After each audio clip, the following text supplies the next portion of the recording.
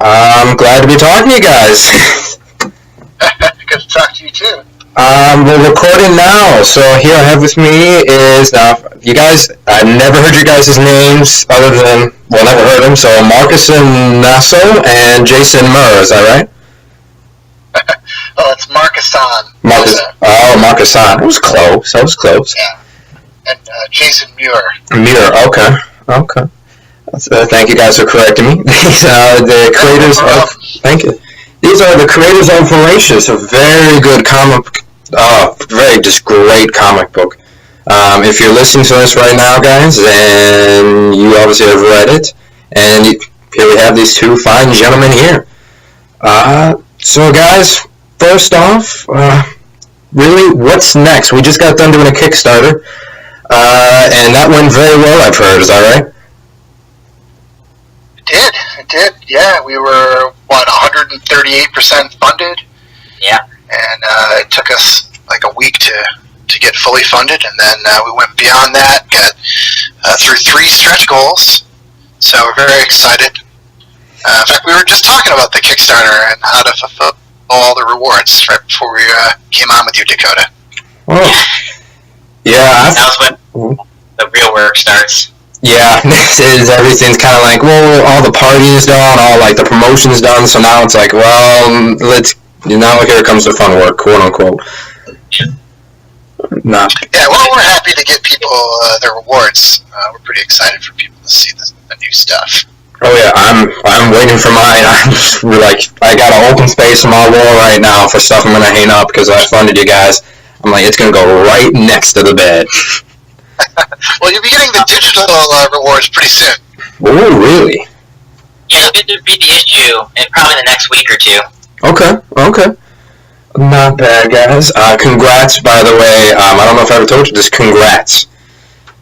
You've really outdone your guys yourselves here. How does it feel to be working in the comic book industry? Like, you got your series Voracious out, but now you have Kickstarter, and you actually went above and beyond with fandoms. Did you guys expect this, or did you say, we'll see how it goes? You can answer that first, Jason. I don't think we expected anything regarding the series, But when we first started out, we just both loved comics. We wanted to create something. We worked on something for a while, hoping we'd get out there. So, every step of the way has been rewarding and surprising. The first time, first when a publisher says they're going to pick it up, it's exciting and rewarding. And then the first time you see your book in a previews catalog, it feels real, And then the book comes out, and people are really digging it, and we're getting great reviews, and people like you are sending us great messages and video messages. It's always surprising and rewarding. And then the Kickstarter itself, that was I guess it's sort of a gamble, We knew we were going to come back for a second series, but we wanted to kind of pre-fund the book. Yeah. Because being independent creators, we kind of front the cost of the book up front, and then kind of deliver it to the publisher finished. So doing the Kickstarter was really untested waters because, we knew we had a fan base, we knew we had people that liked the book, but now we were going to go online and say, basically, how much do you like the book? You know what I mean? Yeah. Here's what we offer you. Here's some great stuff we came up with. Do you want this stuff? Do you think it'd be cool? We think it's cool, and we put a lot of work into it. And we think that they're valuable rewards, and the people reacted and they liked it and they funded it. So it was almost the most direct way to say yes, we like what you're doing. Yeah, and we're willing to dish out cash for it too. And some of them, I saw they dished out a lot of cash too, to be able to get in there. One of the rewards, I believe, you could be in the book itself. Yeah, we never expected any of this for people to respond like this. Like Jason said, we just really wanted to do as good a book as we could, and hopefully our moms would read it, and, say good job.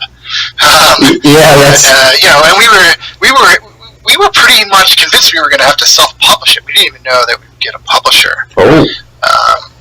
So, we believe in our book. We think our book is really good, but you never know how people are going to respond. Yeah.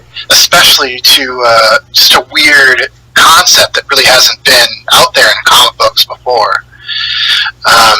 So yeah, so people doing these rewards where they can be in the book, a lot of people took that reward.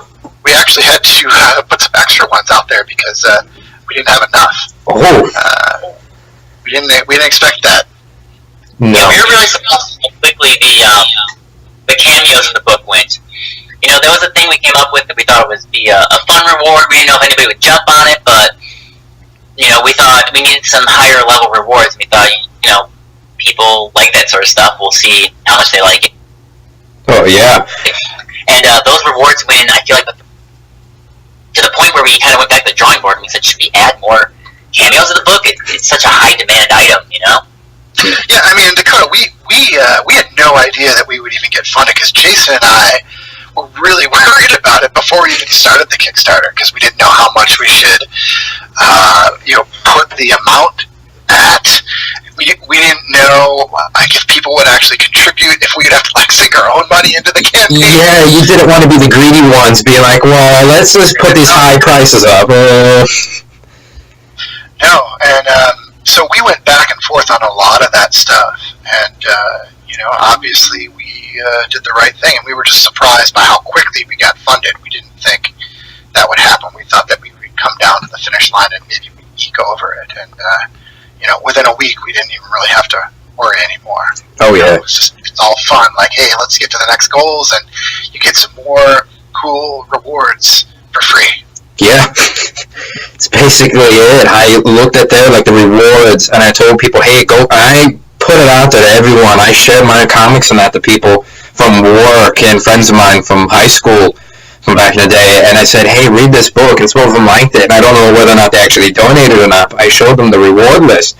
A lot of them saying, this much cash for all that? I'm like, it's astounding, isn't it? And isn't the story good? And people just love it, no matter who I gave it to. Believe ya, I let my grandma actually read the book. A 70-something-year-old grandma, and she loved it. So, well, we appreciate that. We appreciate that on the cover. Yeah, okay. Grandma. My grandmother loved it, Dakota Morgan. Yeah, exactly. Those are people's grandmas these days. I'm going to become more lenient now, but hey. Hey, we have an awesome grandma in the book. Oh yeah, she's a catcher. Let me tell you, I was astounded by her, and just you want to know more about her. All these characters, you want to know more about. You want to see where these guys go. It captures the imagination, and especially with dinosaurs too. You really got everyone's childhood. You got it with sci-fi. You got it with dinosaurs. Everyone's imagination from when they were kids, or like me, to present day. That just immediately draws an audience in. Which is putting in dinosaurs and then saying time travel, or we're not going to spoil too much on here, for people who haven't read all of them, just in case. But you guys did an awesome job. Dinosaur-wise, I want to put it out there, though, too, kind of leading in. What dinosaur would you guys like to put in, childhood dinosaur? What one would you like to put in, or what would you like to see come in later issues? Well, for our book, I knew that I wanted to set it in the Cretaceous because I had to have T-Rex in there. Yeah. Because I had that scene, I think it's issue 3? I think it's 3, where, I guess it's a slight spoiler, but T-Rex just gets taken out. Oh, yeah. And every other movie or book I've ever read, T-Rex is the main menace. He's always a big problem. In Jurassic Park, he's the main adversary in every movie. Oh, yeah. And I just like the idea of, come on, he's not that tough. You just need the right equipment. So I always had the idea that, Jim would take out T-Rex right away. I always wanted it in there because it was different. So I wanted the dinosaurs to be from the Cretaceous period. And so in the book, every single dinosaur is from the Cretaceous. So that kind of limits what we put in the book.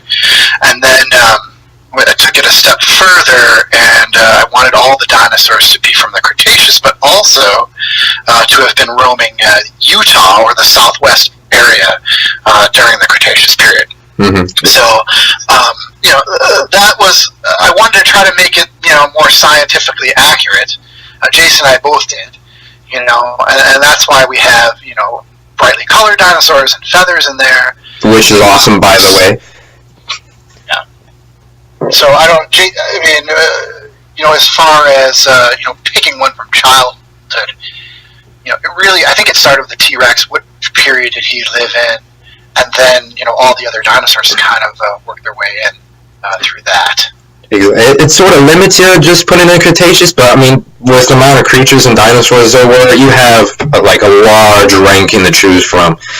And with the T-Rex too, though, that I want that panel on like a poster and put it on my wall. This T-Rex, I believe it was headshotted. Am I wrong? Yeah, shot through the eye. Yes, shot through the eye and the brain. That panel right there is like, here's your childhood dinosaurs. Like you were always running from. The guy's like, yeah, it's nothing. Another Saturday. With an armor-piercing explosive round. Oh yeah, definitely do the deeds. Jason and Andre did an amazing job on that page. There's a lot of like those like single pages or splash pages that I want Jason to make into a print just so I can have them. Yes, just put it up and like have your own little museum. Like, what is this from? Well, it's from a neat little thing here. If you're a fan of dinosaurs, you may get a little bit sad, but it's fine. It's fine. They're served up well. What do you guys, another question for you both, what do you guys have planned after Voracious? Like, we got the Kickstarter one coming out right now, we got the second storyline coming out, but is there anything you guys want to do after Voracious, or even work on other projects or comics while working on Voracious? Well, Jason's working on a project right now, he can tell you about it. Oh. Well, as far as Voracious goes, real quick, we're doing the second miniseries. It's a 5-issue.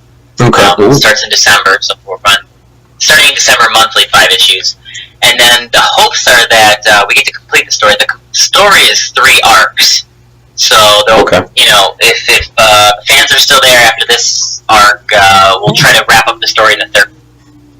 So there'll be a third arc sometime later this year, next year. In terms of other stuff right now, I'm doing some work for Marvel. Really?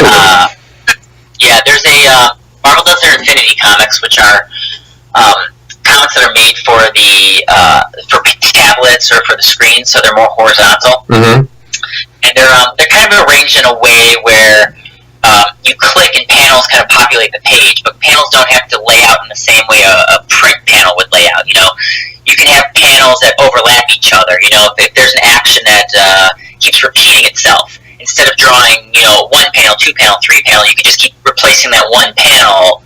If one thing in the panel is changing, the panel just keeps changing, and it's just that one element in the panel will change. Yeah. So it takes advantage of the computer screen or the tablet screen. So I've been working on a Doctor Strange Punisher story for them.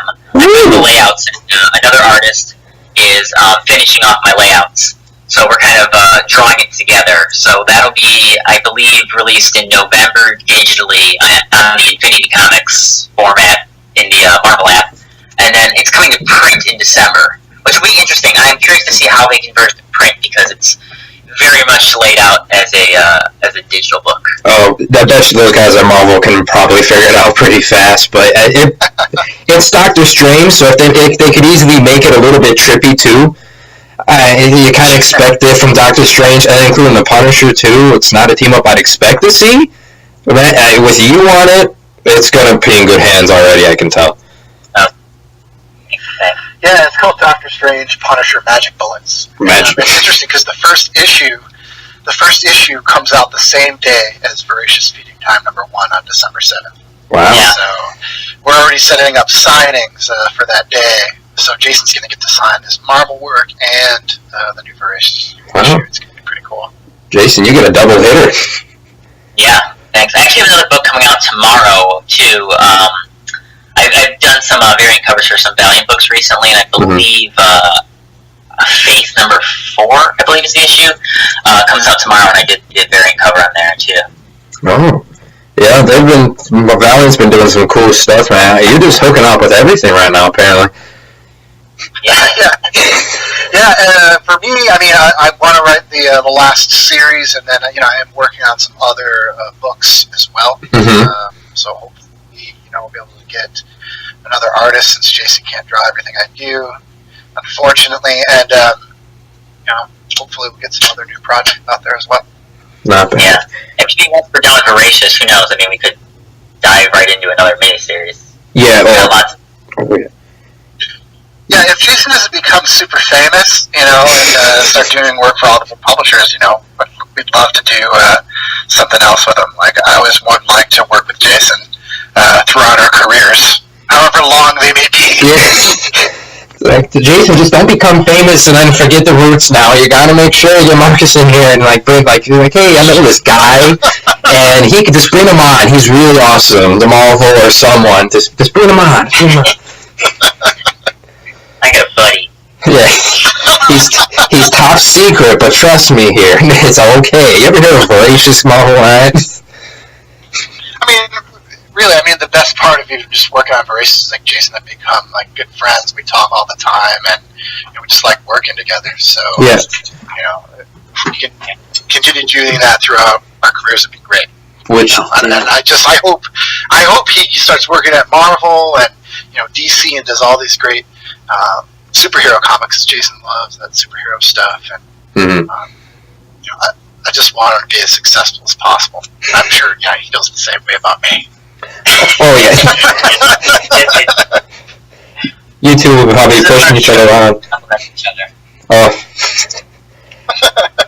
Wow. Like, you know what though, guys? I think I can probably say for fans too, with you guys being good friends, and it's clear you guys are good friends too, you can actually see it in your work, because nothing's better than the other, or it's kind of like equal, and it's great. Both, if I can say it right, both equally great. Because you get some books, like the artist may hate the writer or whatnot there, and you can tell, like, they mess some things around, then you hear about it online. But you guys, it plays in your work. You guys get the best scenario you could get. You get to work on a book that you really like, and you guys get to be best of friends, too. Yeah, it's cool because, we work on everything together, from the early concepts to, every single issue. Jason and I talk all of that through, so we're really ingrained in the process together, which I think is a little bit different than other writers and artists. I'm sure there's some people out there that do that, but we're co-creators on the book, so we make sure we give each other feedback, positive or negative. We're always checking each other's work out and making sure that we can do the best possible series and issues that we can do. Yeah. Yeah. Just coming up through, you're doing independent comics, so you get to know fellow independent creators, and just hear horror stories from friends of mine, especially a lot of artists, or even writers, they hate each other, or they're just, they both, got conflicting ideas, and you just tell from the start, this book's never going to fly if you're both at odds. Yeah. Trying to do something different with this book. So I can't imagine it, especially, it's when you're doing work for hire, that's a different subject, but if you're co-creating, I can't imagine not co-creating a book. You know what I mean? Yeah. As an artist, you're looking at these pages for 10 hours a day, and to not be, invested in it in a way, saying, you have some little bit of ownership over it, I can't imagine that. No. It's just too much work to not be intimately involved in it. Yeah. I guess. It's tough though too, because there's some writers and artists who don't commit to the book. So if you go into a co-creatorship and they don't hold up their end, there could be a lot of issues too. That could be part of the stress of it. But Jason and I really dedicated to putting out comics. Always sticking to our deadlines and making sure that we get it done. Well, yeah. It's not easy. You see a lot of comic books out there and a lot of creators who are successful, but there's just so many more that are trying to get books off the ground and never do. Yeah. Because they don't have that. And those are sometimes the best storylines, the people who can't get them up off the ground. I've read a couple of them that people tried and tried and tried, and they just couldn't get it up off the ground. And it's better than a DC or a Marvel book that you'd see. Well, I love DC and Marvel with a passion, but some of the indie books are kind of taking over from the big two in some book ways, depending on which way it is here. And you guys made it to the top two, but you worked hard, and that kind of leads me into something else, actually. for people who are listening to this, what advice would you guys give for people who want to get into the comic book industry, that maybe not fall below and be part of the people who tried to rise up and come out, but try to rise up and be something? Like, people are going to be looking towards you guys, I'm betting if they're not already, be like, these guys did it. They created an awesome book. They got the awesome art. They did a fantastic job. And they're going to be looking for you guys for inspiration. So for those guys out there, what would you like to tell them? Jason, you want to start with that one? It's funny. Like, I don't feel like we know anything more than other people do on this subject. I don't know. In just terms of advice, I mean, don't give up. Yeah. we had hurdles getting it published. You know, it was actually our first project that we really came together and committed to. I mean, I'd done like a few little small short stories, but this is like the first thing we created fully fleshed out. So it's actually kind of shocking that our first thing we came up with got published. But I don't know. I mean, my advice would be just like keep plugging away and just improving. You know, I can speak, I guess, specifically to art. You know, if you're an artist, just draw every single day. It's weird. Like I've been drawing my whole life. But I got serious about drawing probably in the last like 4 years, and I would just keep drawing. I bring my portfolio to conventions, and I try to get it seen, and then we started creating this book together. But it was kind of a slow process, you know, because you create something and then you try to find a publisher to get it published, and that takes some time. And in the meantime, I would just keep showing my work, and then I don't want to say it all happens at once, but like you start getting noticed.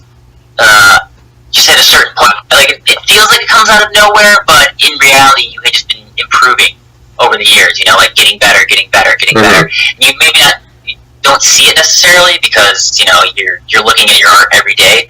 But when you take a step back and you look at something you were drawing a year ago, there's a noticeable difference. So the only thing I can say is just keep going at it, and just one day.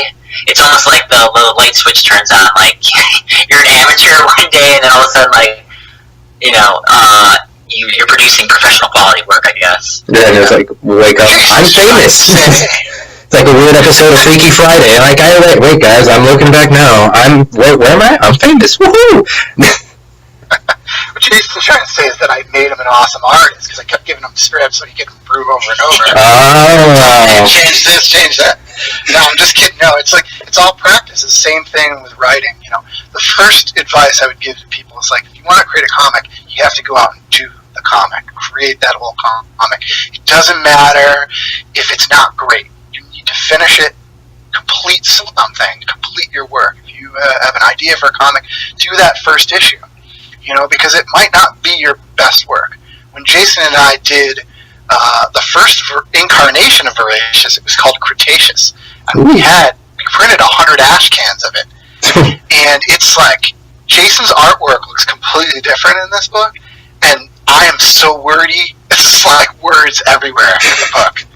And, we learned from that. Like, when we ended up putting out Voracious #1, it's a variation of that book, but it's a lot shorter. There's a lot less dialogue in it. Jason improved the artwork. He went back and fixed some of the artwork. Mm-hmm. And as we go along, I think we just learned how to make a better comic as we went. And but you have to do it. You have to be committed to it. You have to try to stick to your deadlines, and not give up, like Jason said. You have to be able to put it out there. But completing that first issue, I think, is like the big step. I have to. I just want to echo that there's so many people we talk to at conventions or just friends of ours. People that say like, "Oh, I got this idea for a book. There's people I know that have been telling you they have an idea for a book for years and years and years, and you just want to say like, just do it. Just like there's nothing standing in your way. Especially with self-publishing, putting stuff on the web. Even if you do it just for yourself, you do it. Because you know what, I think some people think too, they have this idea and it's so precious and this is their one idea and they'll never, I guess, have another idea after that. Yeah. That's not the case. Doing this work just breeds more work. You get more ideas, you get better, you improve. And it's all little hurdles. I remember the first time I completed a page of comic art. It was it was something that I was amazed that I did. And then all of a sudden I completed a full issue, a full 22 pages. And then we put on a trade. We had trades worth of stuff. So it's these little hurdles where, you might not think you might be able to do it, and then you just do it. And then it just becomes something you did, and it's now something you can do. It's like in your toolbox to be able to handle. Yeah, it's the same thing for me too. I mean, actually, I still feel this way. Like, oh man, I gotta write this next script. I don't know if I'm gonna be able to finish it. And I've written 10 scripts now. Because this is my first comic I ever wrote. I never wrote comic scripts. I mean, here or there, I did like little ideas, but I never wrote full comic scripts. Well, of course.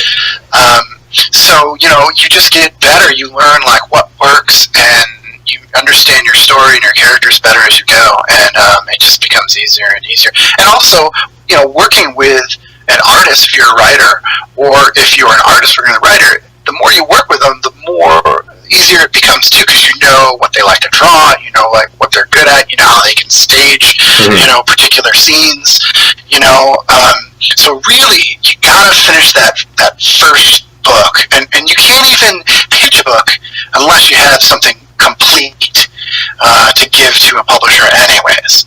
So don't be afraid to just do it. Even if that first book doesn't come out exactly the way you envisioned, don't stop doing it because you want it to be perfect. It's not going to be perfect, especially when you first start out. You've got to make those mistakes. You've got to just do it in order to become better at your craft. And then after that, of course, there's a whole host of other things, like promoting the book and learning how to do pitches and all that. But the very first thing, find somebody who really is into comic books that you can collaborate with. Even if you have to pay somebody to do it, if you're a writer and you need to pay an artist to do it who's going to be reliable, do that, get that first thing done. That's the best advice we can give you. Yeah. Hey guys, I gotta move away from my computer for about 5 minutes. You guys can either keep going or put a pin in it. Okay. Sure, I mean, you can ask more questions to go to. It's fine. Yeah, I'll ask some more questions and then keep it going and that. We'll maybe it's my questions for about 5 minutes. I'll be right back. Sorry about that. No, you're fine, man. You're fine. Okay. He's got some new flooring that he's got people in there that are working on it, so. Oh, okay. Well, that's what do you got for me? I'll do it solo. Solo? I don't know, Han. I don't know if you can handle it or not. Question for you. Let's see. For being a guy that's lived in Illinois, and you guys are in Southern Illinois, correct? Well, I'm right near Chicago. I'm actually north. Oh, north. Okay, I didn't know what's part of Illinois. He's not way west, and I'm more north. Okay. I was curious because a guy who was born and raised here for 16 years. I live now here in Phoenix for about 3. Shout out to Sycamore, Illinois, best town in the state. What is it like with fans in that out there? Because different states is different level of comic book fans. I've heard from different people on that. Like, do you guys, in person, like, obviously online you can get a bunch of people like, we love your book, like myself, like, we love you and everything else. You guys are doing great. But do you also get people in person, like, at cons? Is there a big turnout for you guys? Or, like, if you go to a book signing somewhere, was it big turnout and like people recognize it, they're like, oh, this is awesome, and that, like, is there much of in-person fans there, or is it mostly kind of like online fans that you're getting the most reply from? Oh no, I mean, well, because this is our first book, we haven't done a ton of cons. We have done a bunch of signings, but because it's our first book, a lot of people are being exposed to it for the first time.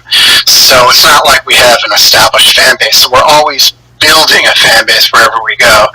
But we are starting to notice that, people have picked up the book and then they'll come back to get it signed and they'll, talk about how much they loved it.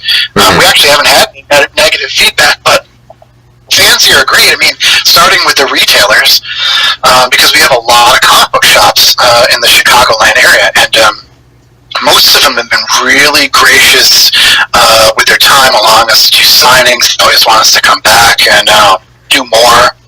And there's quite a few comic book stores that are championed our book because they love it so much. There's a little store way up north, past me, called Lazarus Pit, and it's a small store, but we're like the number 2 book saved at their store, like purchased at their store behind like X-Men or something. Oh, I was like, you can number 1. Because the owner,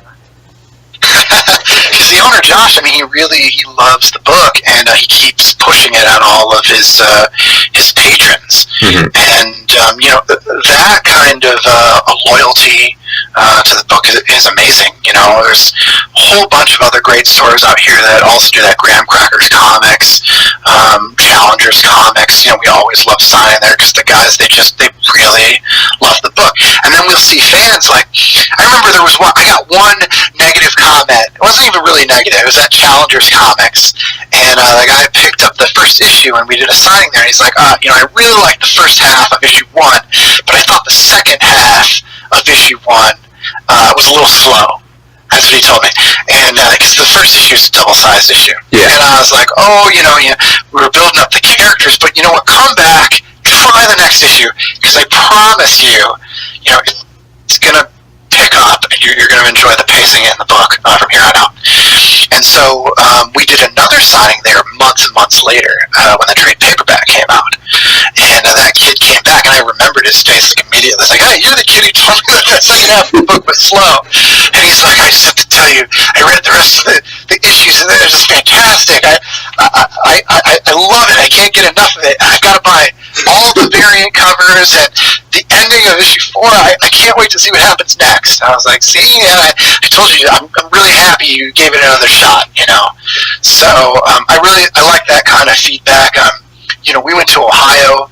We've done a few cons here in the Chicagoland area, like C2E2. Yeah. But we also did one in Ohio. Mm-hmm.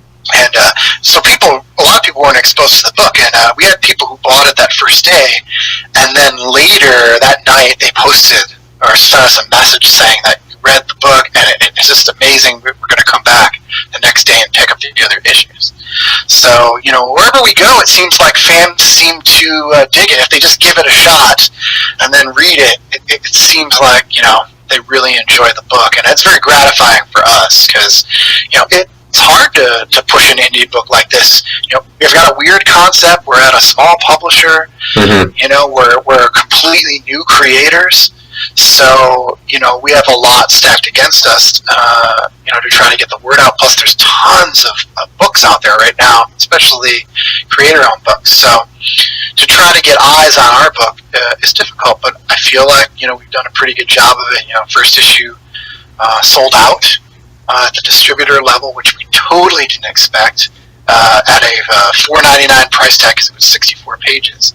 And actually, I've never done anything like that before. Yeah. And we were really nervous about that, but that's sold out, that first issue. So, we've got a lot of good fan response online and in person for the book, and we hope we can do more cons and we can do more signings. Like I said, we've got some planned for Voracious Feeding Time #1 coming up, and Jason's Marvel Doctor Strange and Punisher #1. So we're going to be doing signings in December for that, and then next year we have plans to probably go to Comic-Con in San Diego, and I'm sure we'll do a bunch of cons here. So hopefully we'll gain new fans, and we'll get even a better response to the book next year. Well, I think you guys will get it. Hey, Jason. Hey, welcome back. I literally talked that entire 5 minutes you were gone.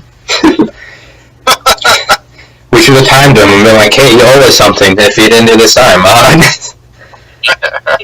I'll say this. For Voracious, I have to wake up for the Wednesdays that it comes out. I know I'd make sure it was coming out that Wednesday. I would have to get up early in the morning and be at the comic book store I go to. Jesse James Comics is a big one here in Phoenix. And most other places, they sell out too, but every Wednesday I gotta get there early in the morning because if it's always gone, sold out. For 100% sold out in the morning, probably by 11, 12 o'clock in the afternoon. It's 100% gone, so you gotta fight people for your guys' book at some stores. I haven't thrown any punches. No punches Do at they the offer throat. subscriptions at your store? Yeah, they do. That's where most of them go. But then there's like people like me where I'm like, oh, I like to go pick it up. I'm weird and classic. I'm like, I go pick it up sometimes, but it's still being fought over, even with subscription wise and that too. It's in high demand at stores around. I drove to a couple stores and asked them about it. I tell you guys, most stores here in Phoenix, they sell out of it real fast. Oh, that's great news. Yeah. I mean, it's great news and it's bad news because part of me wants to say, like, oh man, order more copies. Yeah, it's just like, get your crap together, guys. Is what you want. You want to email all of them? Come on now, guys. What's going on here? Do you guys know what that means, though, right? It means you guys got to come out here.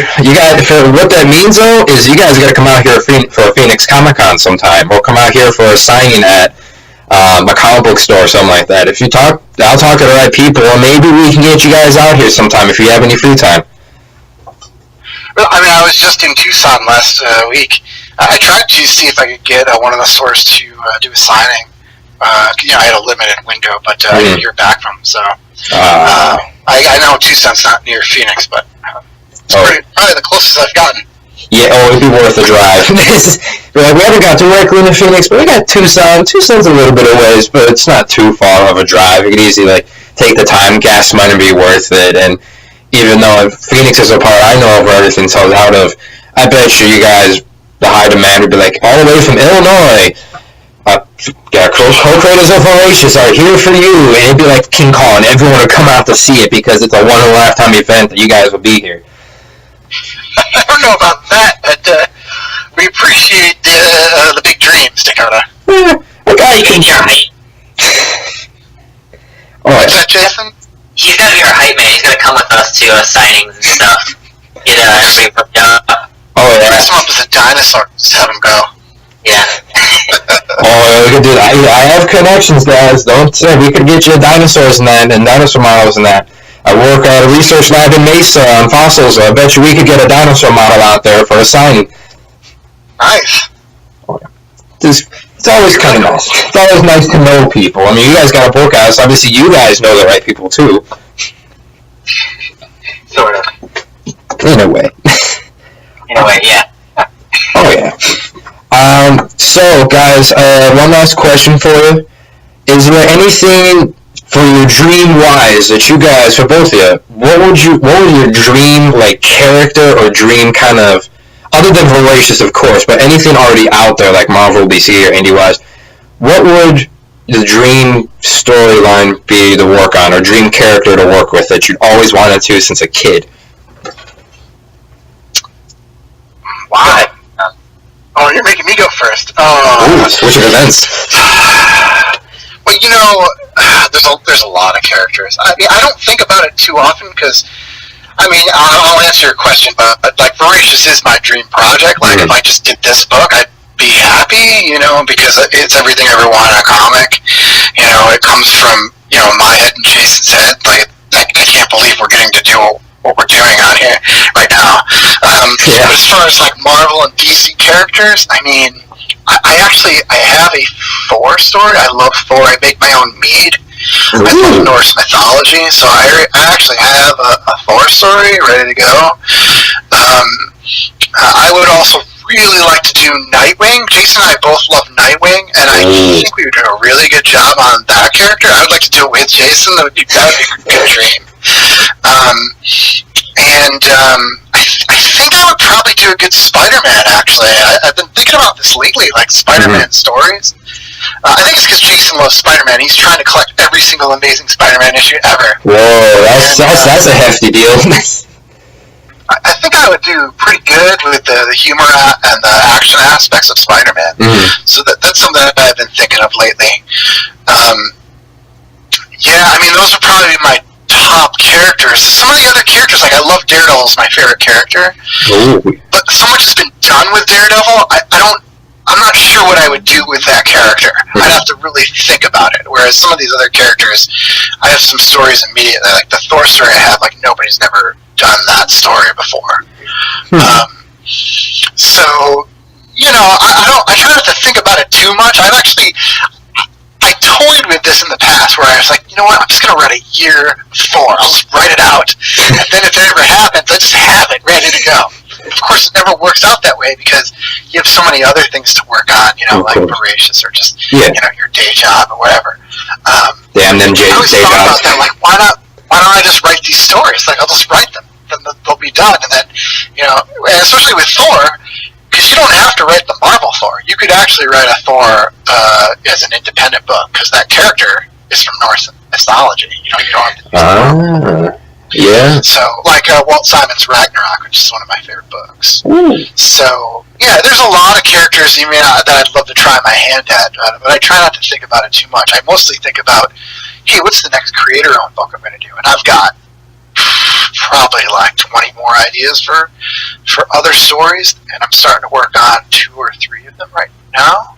So that's what I'm focusing on now. If I ever get a chance to do some of the big characters, those would be my top, probably 4, and Nightwing would probably be my top ones, and then Spider-Man closely behind. I don't think Dan Slott would ever let it go, though. He's got a death grip on that character. Oh yeah, there's no way. But, I mean, if only you knew someone who's now working with Marvel a little bit, if only.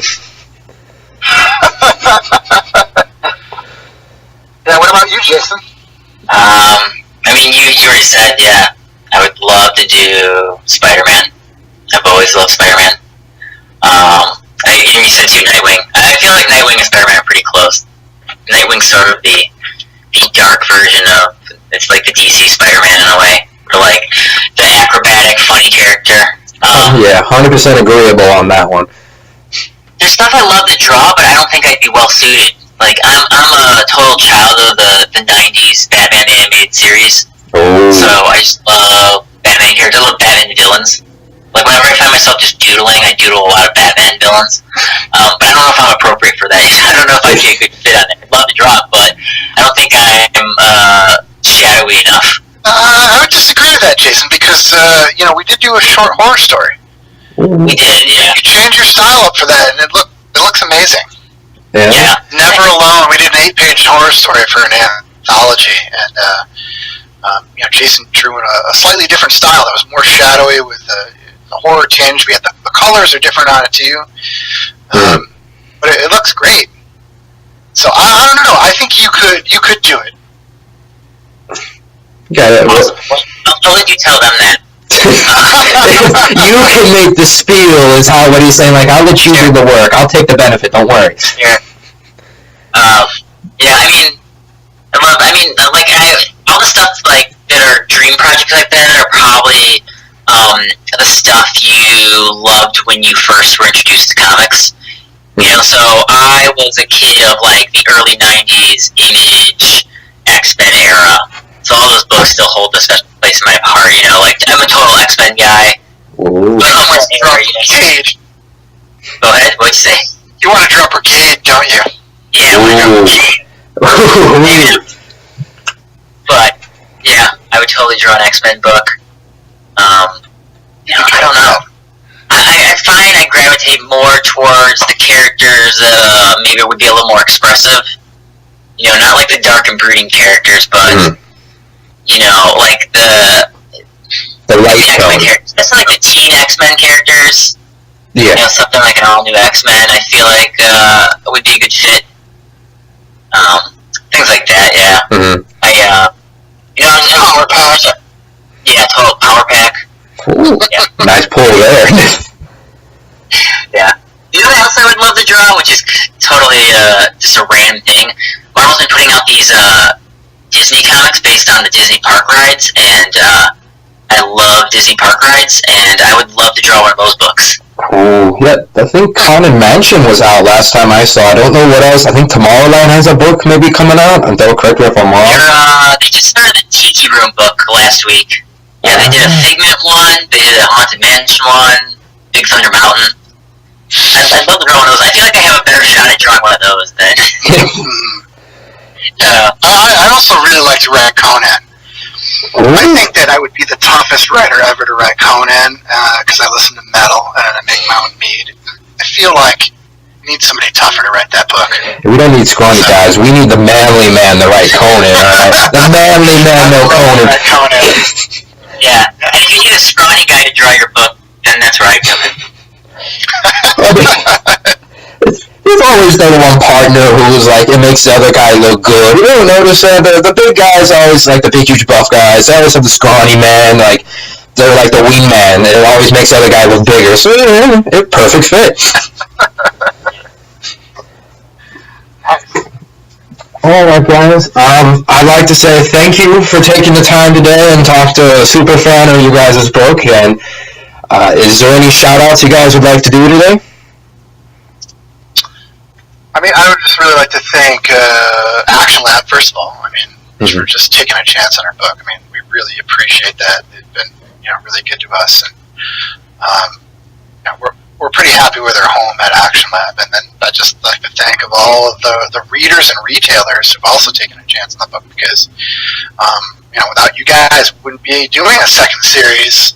And we really want to finish the storyline, like Jason said. There's 3 arcs, so Voracious Feeding Time's the next one, and then the third and final arc is going to be probably called Voracious Appetite for Destruction. And so we hope we get to do that, and it's all because of the fans. Just showed a lot of love, reviewers and the websites who've also found our book and just talked it up, and people like you, Dakota, who love the book, tell retailers about it, and just want to keep talking about it and interview us. We just really appreciate it. We didn't know how our book would be received, and we're blown away by the reception. So we appreciate that.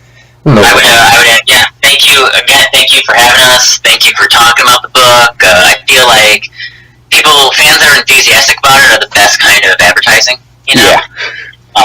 And I would just say that Feeding Time starts in December. You can actually pre-order it right now. I don't know when people are going to be listening to this, but I believe final orders for Voracious Feeding Time #1 are next Wednesday, which is, what date is that? The 18th, I believe? Yeah, I believe so, too.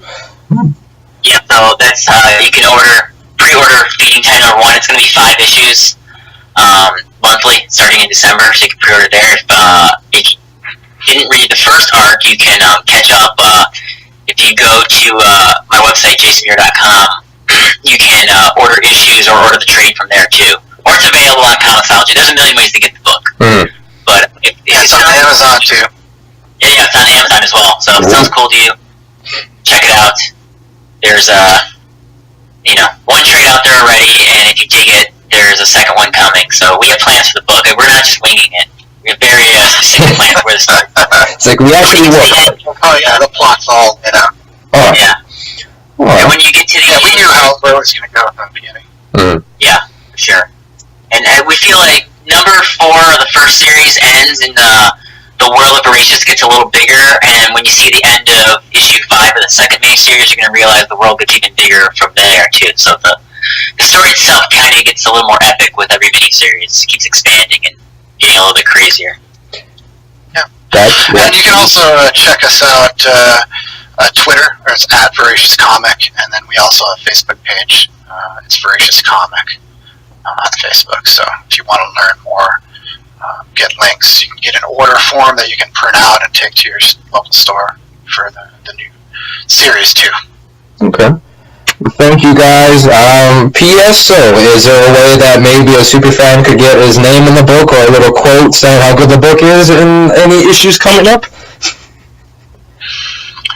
Damn it, you didn't contribute high enough to the Kickstarter. I know. Bills suck. What can I say? I don't know about that. I mean, we are going to put review quotes on the front, so if you wanted to do a review of it and you said something spectacular, maybe from your videos. I guess we could take something from your videos there and put it on there. Oh yeah. You can come up with an epic enough quote about the book. Yeah. You can find its way on the cover, sure. The one saying I gave it to my grandma and she loved it isn't good enough, guys? Come on. I kind of do want to use that. Yeah. Full permission to use, Echo. Oh, Cool, man. Yeah, we'll see what we can do. sweet. Alright, guys.